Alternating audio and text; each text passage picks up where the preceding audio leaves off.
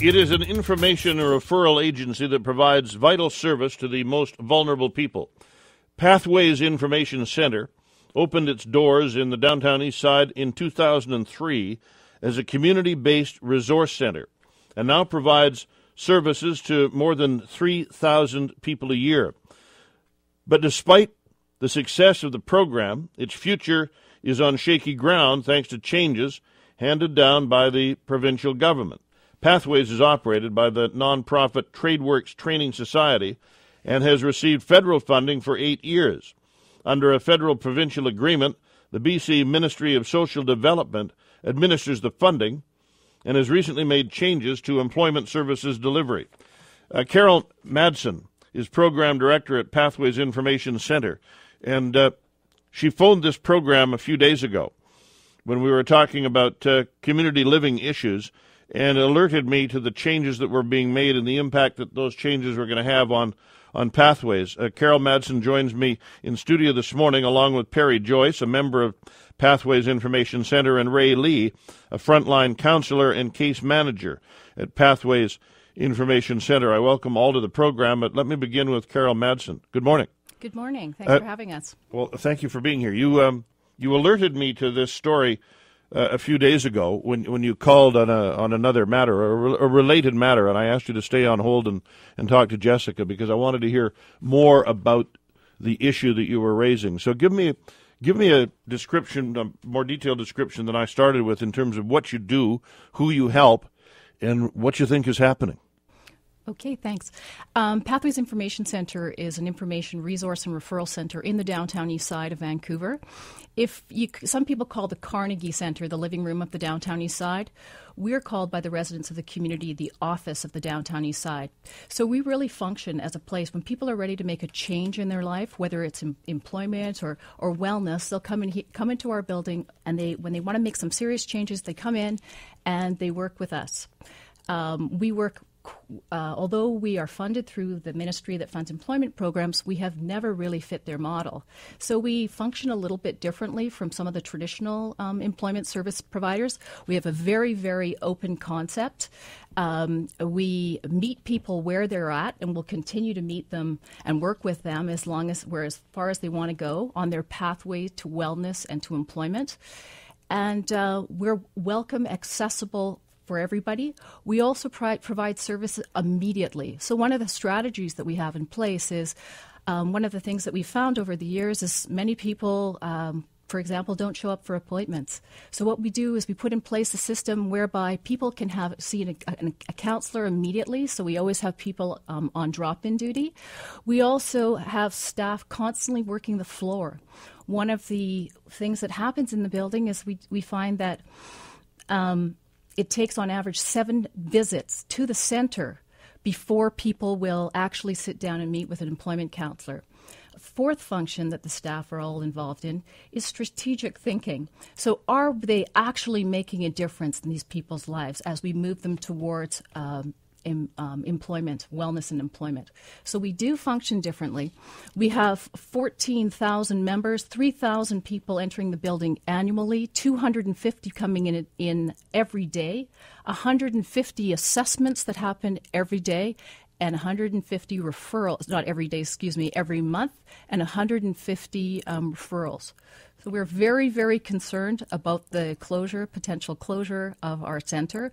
We're very worried about the people that rely on the services that at our site.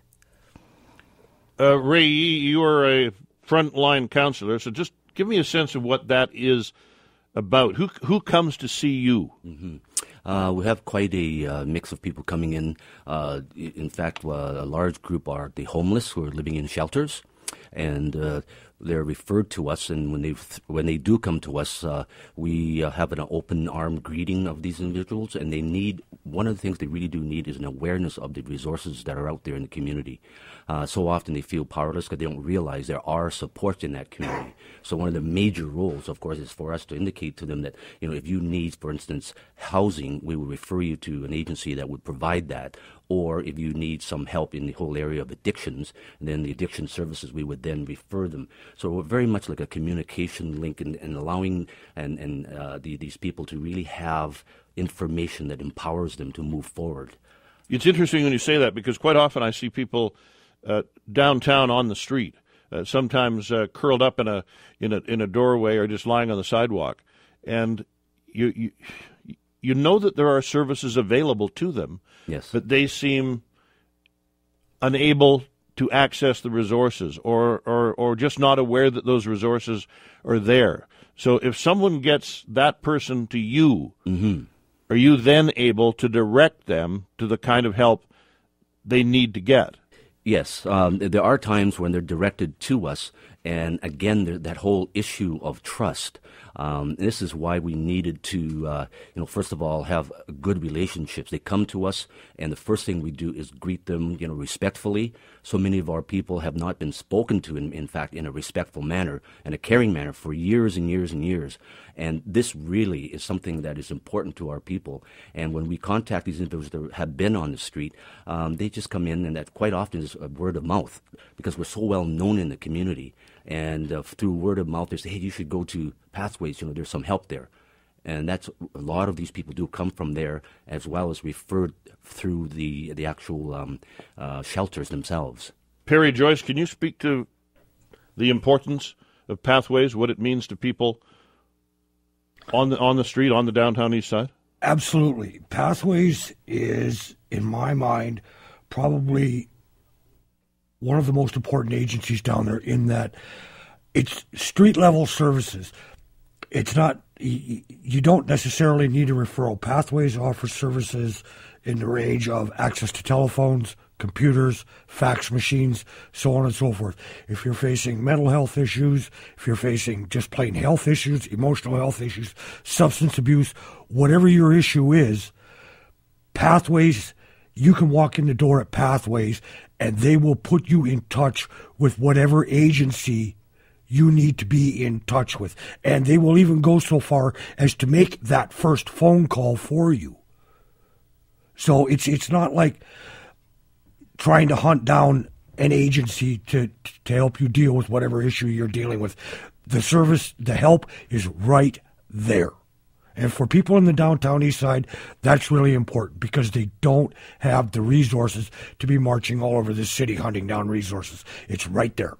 So people come to you, Carol Madsen, and you basically determine what they need and who is available to help them. Yes, but usually what happens is people will just come into the building and they don't necessarily know. The carrot that brings them in is I want to look for a job. And in the process of finding out that they want to look for a job, we discover that there may be some detox issues, there may be some addiction issues, there may be homelessness issues, there may be mental health issues, whatever.